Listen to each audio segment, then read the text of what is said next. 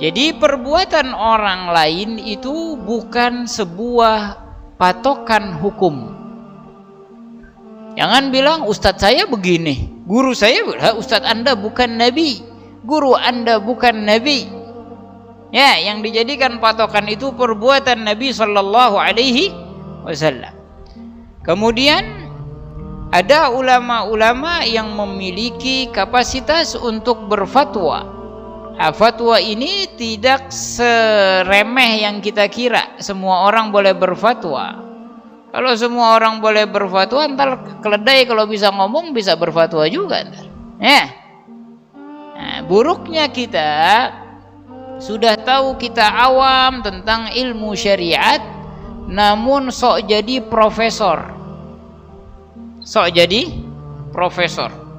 Ini ustadz bener nih, ini ustadz salah. Kayak dia gurunya, ajib. Ditanya berapa syarat sholat,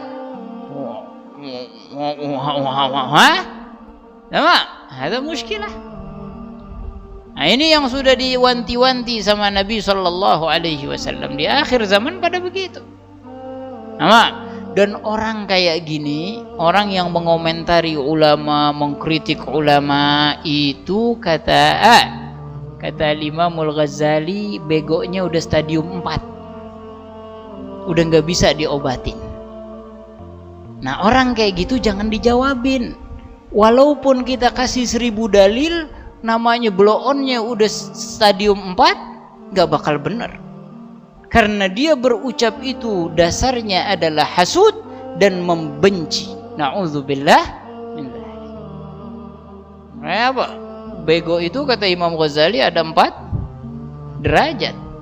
Yang 3 udah nggak bisa diobatin, cuman 1 doang yang bisa diobatin, yaitu orang yang bodoh tahu dirinya bodoh dan mau menerima ilmu. Itu doang yang bisa, selebihnya nggak bisa udah. Makanya kita jangan jadi orang yang bodoh murakkab.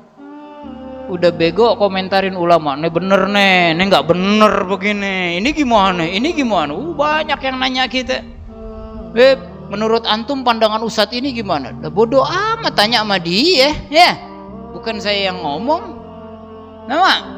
Ini ustadz ngomongnya begini, gimana pandangan antum? Tanya sama dia. Kenapa ente ngadu dombaan sama dia? Halebu. Orang mau ngomong gimana, selagi dia berdasarkan syariat, bertanggung jawab atas perkataannya, maka harus dihormati. Bukankah Al-Imam Syafi'i berbeda pendapat dengan Al-Imam Malik di hadapan Al-Imam Malik? Bukankah Al-Imam Ahmad bin Hanbal berbeda pendapat dengan Al-Imam Syafi'i di hadapan Al-Imam Syafi'i? Apakah mereka beribut? Perbedaan pendapat itu hal wajar. Yang gak wajar itu membenci ulama. Apalagi sesama ulama saling benci. Na'udzubillah, ya.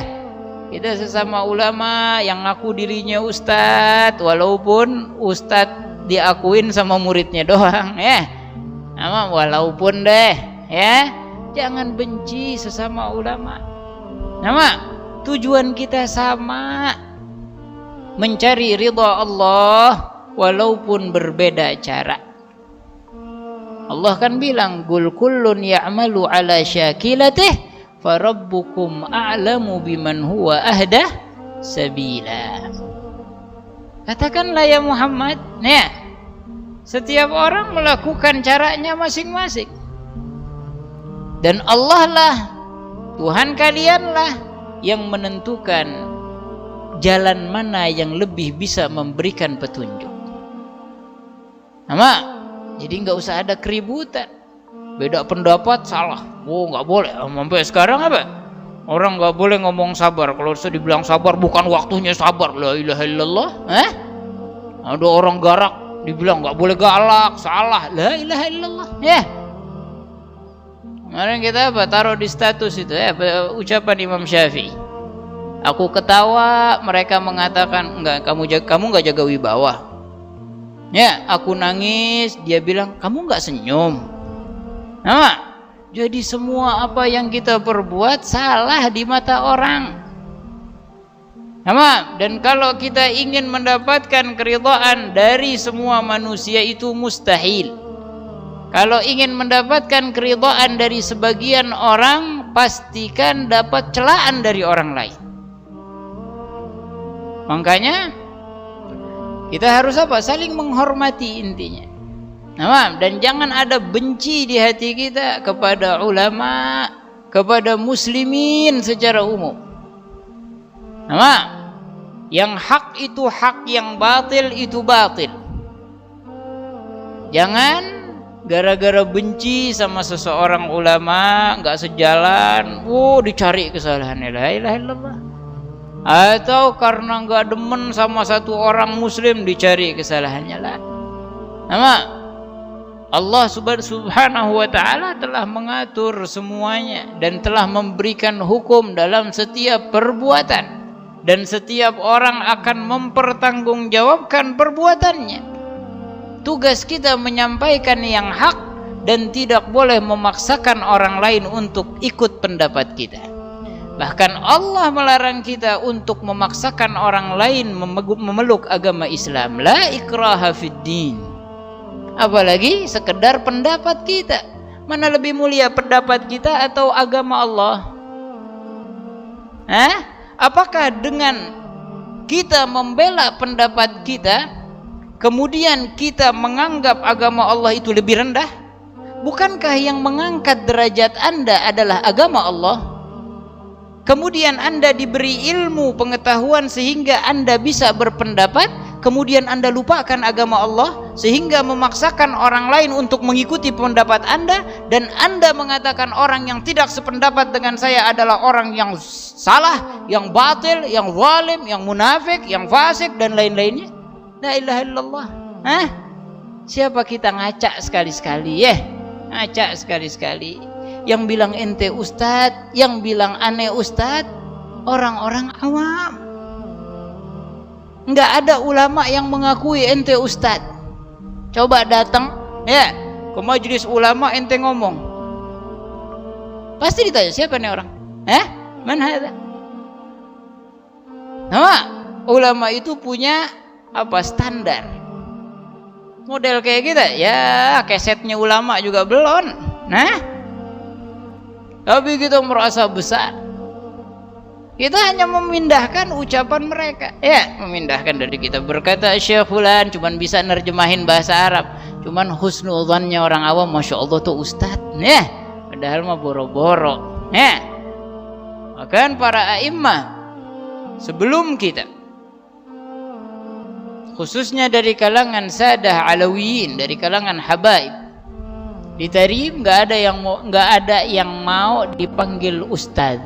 Ustad itu miliknya al-faqihil muqaddam.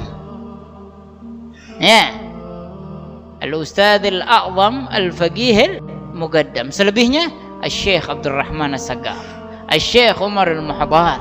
Nggak berani, kedudukan ustad itu tinggi. Sekarang dikit-dikit ustad. Ya, wala ngajar wala apa. Bahkan yang apa, mimpin tahlil, mimpin maulid sudah disebut ustaz. La ilaha illallah. Terburu-buru. Ya, rahimallah guru Saiman, nggak mau dipanggil ustaz. Gimana di Gangajiah ya? Rahimahullah. Maksimal panggil saya muallim aja. Ya. Padahal beliau ngajar tauhid, ngajar fikih. Masya Allah, mutawadhi. Rahimahullah rahmatal abrar. Makanya kita jangan apa? Jangan buru-buru pengen dituain, jangan buru-buru pengen dianggap alim, jangan buru-buru pengen bla bla bla bla, apalagi urusan dunia. Sabar aja. Ya, pasti tua kalau panjang umur. Enggak usah buru-buru. Ya, enggak usah buru-buru. Nih mau jadi orang tua aja duduk depan ya. Gua udah tua nih. Jangan buru-buru. Nah, dulu ada orang bongkok diejek sama orang anak muda. Kek, beli busur panah di mana kek? Tapi si kakek pinter ya, kata si kakek. Oh, kalau kamu panjang umur kamu dapatnya gratis. Apa? Jadi jangan apa? Jangan buru-buru mau tua. Jangan mau buru-buru dibilang alim, dibilang ustaz, dibilang bla bla. Itu semua apa? Magalatin nas, ucapan orang. Apakah Allah menerimanya atau tidak?